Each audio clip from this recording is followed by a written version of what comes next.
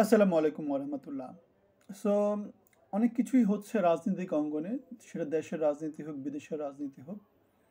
So প্রথমে আমরা শুরু করছি আমেরিকা দিয়ে। আমেরিকার প্রেসিডেন্ট জো ট্রাম্প তার শপথ নিয়েছেন এবং শপথ নেওয়ার কয়েক ঘন্টার মধ্যে তিনি কিছু এক্সিকিউটিভ অর্ডার করেছেন, যেগুলো দিয়ে তিনি গত সরকারের কিছু নিয়ম নীতিকে পরিবর্তন করেছেন এবং তার যেই দল রিপাবলিকানদের যে এজেন্ডা ছিল সেই এজেন্ডাগুলো বাস্তবায়নে তিনি চেষ্টা করছেন।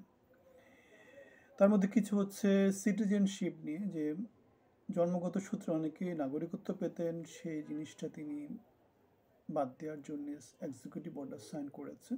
কিন্তু এখানে মনে রাখতে হবে যে এটা কনস্টিটিউশনাল যে রাইট, সে রাইটের বিরুদ্ধে যায় এবং এই জিনিসটা নিয়ে আদালতের সাথে এবং সিনেটের সাথে তার অনেক বেশি টকঝক লেগে থাকবে। সুতরাং কনস্টিটিউশনাল রিফর্ম যদি না করা সম্ভব হয়, তাহলে এই জিনিসটা হয়তো বা টিকবে না। তিনি ওয়ার্ল্ড হেলথ অর্গানাইজেশন থেকে আমেরিকাকে গুটিয়ে নেওয়ার একটা সিদ্ধান্ত নিয়েছেন। তারপরে তিনি চায়নার সাথে বা পৃথিবীর অন্যান্য দেশ থেকে নানা রকমের ট্যারিফ চার্জ করার জন্য এক্সটার্নাল রেভিনিউ সার্ভিস বলে আলাদা একটা ডিপার্টমেন্ট তৈরি করার ঘোষণা দিয়েছেন। আমরা এর মধ্যে দেখেছি জাপান থেকে প্রায় $500 বিলিয়ন এবং সৌদি আরব থেকে প্রায় $600 বিলিয়ন নতুন বিনিয়োগের একটা প্রজেকশন ট্রাম্প সরকার আদায় করে নিয়েছে। সো এগুলো ভালো দিক। আর ট্রাম্প আরেকটা জিনিস করেছে, তারা তাদের নিজস্ব যে কয়লা আছে, নিজস্ব যে গ্যাস আছে, সেগুলো ইউজ করার এবং সেগুলা সারা পৃথিবীতে বিক্রি করার একটা নতুন পলিসি গ্রহণ করেছে, যে পলিসিগুলো ভালো তাদের জন্য। ট্রাম্প এতদিন পর্যন্ত আমেরিকা যেটা করতো, সারা পৃথিবীকে তাদের প্রোডাকশন হাউস হিসাবে ইউজ করতো, নিজেরা প্রডিউস করতো না। তারা তাদের এই পলিসিটা থেকে তারা ব্যাক হয়ে আগের পলিসিতে তারা ফিরে যাচ্ছে। সেটা হচ্ছে আমেরিকাকে তারা প্রোডাকশন হাউস হিসেবে তারা ইউজ করা শুরু করবে। কেননা তাদের যে সমস্ত লোকগুলো খুব বেশি হাইলি কোয়ালিফাইড না, তাদের কর্মসংস্থানের জন্য এই ধরনের চাকরিগুলো তাদের লাগবে এবং সেজন্য এই কাজগুলো তারা আমেরিকার মাটিতেই এখন থেকে করবে। আগে তারা এগুলো কি করতো, নানা দেশে পাঠিয়ে দিত, চায়নাতে পাঠিয়ে দিত, ভারতে পাঠিয়ে দিত বা মালয়েশিয়া তালেশিয়া দেশগুলো পাঠিয়ে দিত। এখন এই কাজগুলো তারা নিজেরা করবে। তো বাংলাদেশে যেটা হয়েছে, বাংলাদেশের গত কিছুদিন আমরা দেখেছি যে মহার্ঘ ভাতা, ব্যাড ট্যাক্স, নানা কিছু নিয়ে নানা ইস্যু তৈরি হয়েছিল এবং আমরা দেখেছি সরকার প্রধান উপদেষ্টার অফিস থেকে মহার্ঘ ভাতা দেওয়ার ব্যাপারটা থেকে সরকার সরে এসেছে এবং কিন্তু ব্যাটের ব্যাপারটা এখনও অ্যাক্টিভ আছে এবং সেক্ষেত্রে জনগণকে মূল্যস্ফীতির যে ব্যাটের জন্য যে মূল্যস্ফীতির যে ব্যাপারটা, সে ব্যাপারটা জনগণকে ফেস করতে হবে। তত্ত্বাবধায়ক সরকার নিয়ে বিএনপির মহাসচিব মির্জা ফখরুল ইসলাম আলমগীরের একটা কথা পরিপ্রেক্ষিতে আমাদের উপদেষ্টা নাহিদ বলেছেন, বিএনপি মহাসচিবের নিরপেক্ষ সরকারের দাবি মূলত আরেকটা ১/১১ গঠনের ইঙ্গিত বহন করে। তার এই কথাটা ওবায়দুল কাদেরের একটা বয়ানের মতো, তিনি ৭ই মে ২০২৩ তারিখে একই কথাটা বলেছিলেন। ১/১১-এর মতো তত্ত্বাবধায়ক সরকার চাচ্ছে বিএনপি। সো এটা নিয়ে আমাদের উপদেষ্টা নাহিদ বা বৈষম্য বিরোধী আন্দোলনের যে লোকজন আছে, তারা মোটামুটি বেশ সমালোচনার মুখোমুখি হয়েছে। কারণ স্বাভাবিক, নির্বাচন দিতে হলে নিরপেক্ষ সরকারের অধীনে নির্বাচন দিতে হবে। আর এখন যে সরকার আছে, তারা মোটেই জনগণের ম্যান্ডেট নিয়ে আসেনি, তারা নিরপেক্ষ না এবং তাদের মধ্য থেকে অনেককেই হয়তো বা সরকার থেকে সরে যেতে হবে, যদি আমরা ফ্রি, ফেয়ার এবং ডেমোক্রেটিক ইলেকশনের কথা আমরা বলি। এবং তার উপর ভিত্তি করে আমাদের মোহাম্মদ আরাফাত গত সরকারের যেই তথ্য উপদেষ্টা ছিলেন, তথ্যমন্ত্রী ছিলেন, তিনি একটা বাণী দিয়েছেন। তিনি যেটা বলেছেন সেটা হচ্ছে নিরপেক্ষ সরকারের কথা বলেছেন।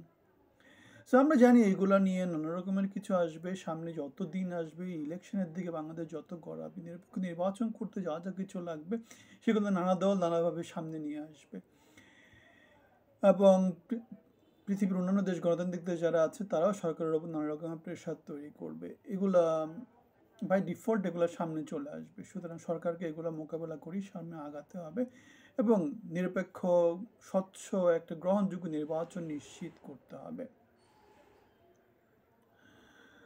আম, এদিকে যেটা হয়েছে, ট্রাম্পের যে নাগরিকত্ব, জন্মসূত্রে যে নাগরিকত্ব, সেটার উপরে সিয়াটলের একটা আদালত 2 সপ্তাহের জন্য স্থগিতাদেশ দিয়েছে। স্বাভাবিক, আমরা জানি আমেরিকাতে ক্ষমতার ভারসাম্য নানা দিকে মানে ক্ষমতা ভাগ করা আছে, প্রেসিডেন্টের কাছে আছে, সিনেটের কাছে আছে, আবার আইন কোর্ট মানে ফেডারেল কোর্টের উপরে আছে। সো কোর্ট তার যে ক্ষমতা, সেই ক্ষমতাটা তারা এক্সারসাইজ করেছে, তারা সাংবিধানিক বাধ্যবাধকতা দিয়ে এই রুলটাকে তারা 2 সপ্তাহের জন্য স্থগিত ঘোষণা করেছে। আমরা দেখতে পেয়েছি মাহমুদ বলে কোনো একজন ব্যক্তি, যিনি খিলগাঁওতে থাকেন, তিনি আমাদের উপদেষ্টা নাহিদের বিপক্ষে নানা রকমের অভিযোগ নিয়ে এসেছেন। তার বাবা মেরাদিয়া মাঠ দখল করেছেন, নানা রকমের প্লট নিয়েছেন, বনশ্রীতে বাসা দখল করেছেন, এরকম নানা রকম অভিযোগ আসছে। এবং তার পরিপ্রেক্ষিতে উপদেষ্টা নাহিদ বলেছেন যে তিনি তার সাথে গিয়ে মোটামুটি ওই জায়গাটা পরিদর্শন করতে চান এবং সত্যতা যাচাই করতে চান। এখন এই যে অভিযোগগুলো আমরা জানি গত অনেক দিন ধরে আসতেছে, নানা রকম সাইন নিয়ে নানা রকমের তদবির বাণিজ্য করা হচ্ছে, নানা রকমের টাকা পয়সার লেনদেন হচ্ছে, সেটা আমরা অনেক দিন ধরে দেখে আসছি। সো উপদেষ্টা নাহিদ এবং আমাদের যে মাহমুদ, সাইফ মাহমুদ, এদের যে ফেসবুকে যে নানা রকমের কথা চালাচালি, সেখান থেকে আমরা এই জিনিসটা বলতে পারি যে বাংলাদেশটা মোটামুটি একটা খাওয়া দাওয়া বা লুটপাটের একটা জায়গা হয়ে গেছে। যে আসে সেই মোটামুটি কোনো না কোনোভাবে খেয়ে নিচ্ছে, লুটে নিচ্ছে। নিরপেক্ষ নির্বাচনের কথা শুনলেই আমাদের বৈষম্য বিরোধীদের নানা জনের নানা রকমের মতামত, নানা রকমের থিওরি সামনে চলে আসে। মুজিববাদ, জিয়াবাদ, নানা রকমের পাটোয়ারিবাদ, অনেক কিছু সামনে চলে আসে। কিন্তু সত্যিকার যে কথা, সেটা হচ্ছে কি, গণতন্ত্র, নির্বাচন, জনগণের ভোটে নির্বাচিত শাসক, এগুলো হচ্ছে বাংলাদেশের জন্য বেসিক দরকার। এগুলোর জন্যই গত 17 বছরের মানে আন্দোলনটা ছিল। এখন নতুন যে সরকার আসছে, তারা তো গণতান্ত্রিকভাবে নির্বাচিত না, জনগণের ভোটও নির্বাচিত না। এর বিরুদ্ধে একজন হয়তো বা নানা রকম একটা মতামত দিয়েছেন। গণ অভ্যুত্থানের মাধ্যমে আসা সরকার 70 ভাগ জনগণের নানা রকমের পেঁচাল তারা দিয়েছে, ঠিক আছে। কিন্তু যারা সরকারে বসেছে, তারা কি গণ অভ্যুত্থানের মধ্য দিয়ে জনগণের ম্যান্ডেট নিয়ে জনগণের ভোটে আসছে? তাদেরকে কে বসিয়েছে সেখানে? তাদের পিছনে ভোটটা কাদের ছিল? কারো ছিল না। এরা অবৈধ সরকার, এদেরকে জনগণের ম্যান্ডেট নিয়ে বসানো হয়নি। গণ অভ্যুত্থানের মাধ্যমে আসছে, ঠিক আছে, কিন্তু প্রক্রিয়াটা সঠিক ছিল না। কিছু লোকজন মিলে বসে এদেরকে বসানো হয়েছে। এমন যদি হতো যে যারা স্টেক হোল্ডার, তাদের মতামত নেওয়া হয়েছে, তাদের ভোট নেওয়া হয়েছে, সেক্ষেত্রে একটা ব্যাপার ছিল। সে ওই অবৈধ সরকারকে কোনোভাবেই জনগণের ম্যান্ডেট পাওয়া সরকার বলা যাবে না, জনগণের যোগ্য শাসক হিসেবে বলা যাবে না। সেই জন্য আমরা দেখতে পাই গত 6 মাস ধরে নানা জায়গাতে নানা রকমের ক্যাচাল লেগে আছে। চাঁদাবাজি, আইনশৃঙ্খলা পরিস্থিতির অবনতি, শিল্প কারখানায় নানা রকমের বন্ধ হয়ে যাওয়া, ঠিক আছে, ইকোনমির অবস্থা নানা রকমের চূড়ান্ত রকমের খারাপ অবস্থা, এগুলো আমরা দেখতে পাই। সো বাংলাদেশটা কবে জনগণের হবে, সেই জিনিসটা এখন আমাদের আসলে চিন্তার কারণ হয়ে দাঁড়িয়েছে। গত 50-60 বছর আমরা বাংলাদেশকে জনগণের বাংলাদেশ হিসেবে দেখতে পাইনি। সো বাংলাদেশ হচ্ছে অলিগার্ক, অল্প কিছু লোকজনের হালুয়া রুটি হিসেবে বাংলাদেশকে আমরা দেখতে পেয়েছি সব সময়। এখন দেখতে পাচ্ছি এনজিওগ্রাম, এখন দেখতে পাচ্ছি চিটাগাং কেন্দ্রিক শাসন ব্যবস্থা, এখন দেখতে পাচ্ছি কিছু ছাত্র সমন্বয়ক কেন্দ্রিক শাসন ব্যবস্থা, যেখানে বাংলাদেশের বড় একটা মেজরিটির লোকজনের কোনো রকমের ইনপুট নাই। সেটাকে আমরা নিন্দা জানাচ্ছি। আমাদের বাংলাদেশ ব্যাংকের গভর্নর আতিয়ার, তিনি একজন অর্থনীতিবিদ, তার সাথে আমাদের বর্তমানে যে ক্ষমতা যারা আছেন, তাদের খুব ভালো একটা রিলেশনশিপ আছে। সেই বেটাকে নিয়ে যুগান্তর একটা রিপোর্ট করেছে, তার আমলে বাংলাদেশ ব্যাংকের রিজার্ভ চুরি হয়েছে। বেটা সাধু বেশে পাকা চোর অতিশয়, এই শিরোনামে যুগান্তর গভর্নর আতিয়ারের নামে রিপোর্টটা করেছে। বাংলাদেশ ব্যাংকের যে রিজার্ভ চুরি হয়েছিল, সেই রিজার্ভ চুরিকে সে নানাভাবে ধামাচাপা দিতে চেয়েছিল, এবং সে তার একটা বড় একটা অংশী। আমরা জানি সে আওয়ামী লীগ সরকারের, গত ফ্যাসিস্ট সরকারের খুব বড় একজন সুবিধাভোগী। সুতরাং এই চোরের বিরুদ্ধে, এই মাস্টার মাইন্ড দালালের বিরুদ্ধে সরকারের ব্যবস্থা নেওয়া মনে হয় অতি জরুরি একটা ব্যাপার। শেয়ার মার্কেটের ধস নিয়েও তার খুব বড় একটা ভূমিকা ছিল, এবং বাংলাদেশ ব্যাংকের রিজার্ভ চুরির ব্যাপারে তার বড় একটা ভূমিকা ছিল। সুতরাং সরকার কেন দেরি করছে, সেই ব্যাপারে সরকারকে আসলে প্রশ্ন করার সময় এসেছে। বিএনপির যুগ্ম মহাসচিব রুহুল কবির রিজভী বলেছেন, জনগণের ভোট দিতে পারে না আর আপনারা সংস্কার করছেন। কথাটা সত্য কথা। গত 17 বছর জনগণ ভোট দিতে পারেনি। আগে সংস্কার পরে নির্বাচন, এই যেন শেখ হাসিনার প্রতিচ্ছবি।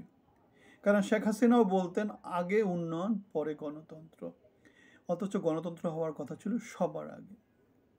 এটার উপরে কারো কোনো কথা থাকার কথা না। গণতন্ত্র সবার আগে হওয়া উচিত ছিল। এখন যারা আছে তারা যদি জনগণের ভোট নিয়ে সমাতে আসতে পারে, কারো কোনো দ্বিমত থাকার কথা না। কিন্তু এটা তো জনগণের শাসক না, এটা তো জনগণের ভোটে ম্যান্ডেট পেয়ে আসেনি, এটা তো জনগণের ভিতর থেকে আসেনি, জনগণ এদেরকে চায়নি। এখন যারা নানা জায়গাতে মাথা রাখছে তারা হচ্ছে সুবিধাভোগী, তারা লোভী মানুষ, তারা হচ্ছে বাংলাদেশের ভালো চায় না। সো আমাদের অর্থনীতি আমাদের বাংলাদেশ ব্যাংকের গভর্নর নতুন একটা কথা বলেছেন, ঋণের সুদ হার বাড়লেও ব্যবসায়ীদের উদ্বিগ্ন হওয়ার কিছু নাই। এই কোন পাগলের পাল্লায় বাংলাদেশ পড়লো আমি জানি না। আমাদের অর্থ উপদেষ্টা বলেন নানা রকম ব্যাট বাড়লেও জনগণের ক্ষতি হবে না, গভর্নর বলে সুদ বাড়লেও আমাদের ব্যবসায়ীদের উদ্বিগ্ন হওয়ার কোনো কারণ নাই। এগুলো অর্থনীতির যে বেসিক যে রোলগুলো, এগুলো তো অর্থনীতিকে পুরো চেঞ্জ করে ফেলতেছে, আপসাইড ডাউন। যেমন গ্রামীণ ব্যাংক দিয়ে যেমন ব্যাংকিং ব্যবস্থার আপসাইড ডাউন করে ফেলেছে, ঠিক তেমনি এরাও যেমন আপসাইড ডাউন করে ফেলতেছে, পুরো পাগলের পাল্লায় পড়ে গেল।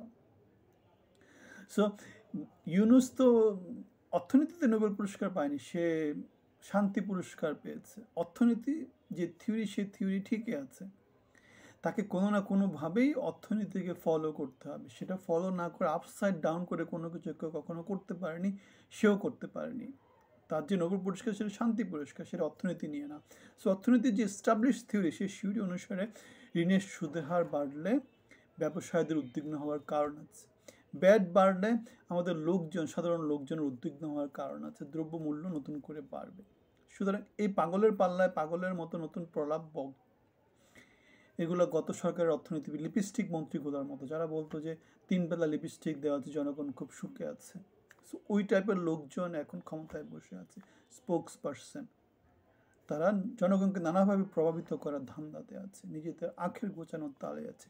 সত্য কথা হচ্ছে ঋণের সুদের হার বাড়লে ব্যবসায় উদ্বিগ্ন হবে, সেজন্যই বাংলাদেশের এখন অর্থনৈতিক স্থবিরতা চলতেছে।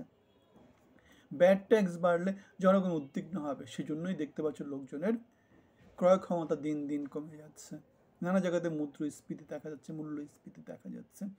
সুতরাং নিজের বুঝ বিচার ইউজ করতে হবে, নানা রকমের স্পোক্স পার্সন যা বলে সেগুলোকে পরিত্যাগ করতে হবে, এবং বাংলাদেশের জন্য যেটা ভালো সেটা নিয়ে আমাদেরকে কথাবার্তা বলতে হবে।